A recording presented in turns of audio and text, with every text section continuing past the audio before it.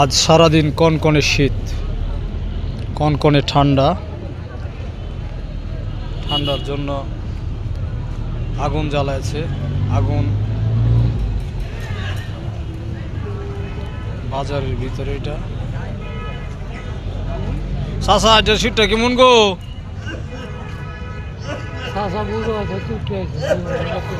হ্যাঁ,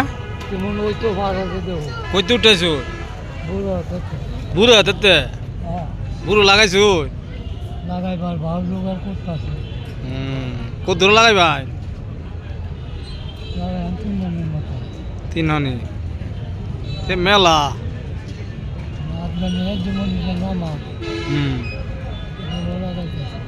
কি ধান লাগাইবাই? 100। বুড়ো ধান তো অনেক বেশিও। হ্যাঁ, ফলন কানিতে করতে মনে হইব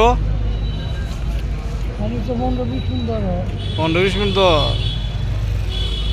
মাশাআল্লাহ। এক সময় আমাদের ঐতিহ্য ছিল গোলা ভরা ধান, গোয়াল ভরা গরু, পুকুর ভরা মাছ। সেই ঐতিহ্যটা দিন দিন হারিয়ে যাচ্ছে।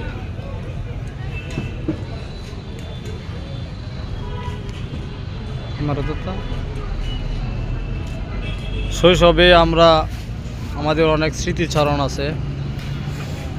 এভাবেই আগুন পোহাচ্ছি ছোট সময় গ্রামের বাড়িতে। আজকে এই ঐতিহ্যটাও হারিয়ে যাচ্ছে। এখন এখানে হঠাৎ করে আগুনটা জ্বালাচ্ছে। বাজারের ভিতরে বিভিন্ন লোকজন আসে। এটা হাত ঠান্ডা হয়ে যাচ্ছে বরফের মতো, এই জন্য আগুন পোহাচ্ছে। এই চাচা, আমাদের এই বৃদ্ধ বয়সী বাবা মা চাচিরা, আসলে চাচা চাচি বৃদ্ধ বয়সী যারা আছে, ওনাদের একটু শীতটা বেশি লাগে। মানে বার্ধক্যজনিত কারণে শীতটা আসলে বেশি হয়। শীত বেশি লাগে। শীতের সময় অনেকে অসুস্থ হয়ে যায়। এই শীতে আমরা সকলে নিরাপদ থাকব। সকালে বের হওয়ার সময়, কুয়াশার সময় মাস্ক ব্যবহার করব। অনেক সময় চেষ্টা করব মাস্ক ব্যবহার করার জন্য। আর ভারী সোয়েটার, জ্যাকেট ইউজ করব। আর আমরা ছিন্নমূল মানুষের পাশে দাঁড়াবো। সকলে যারা বিত্তবান আছেন, ছিন্নমূল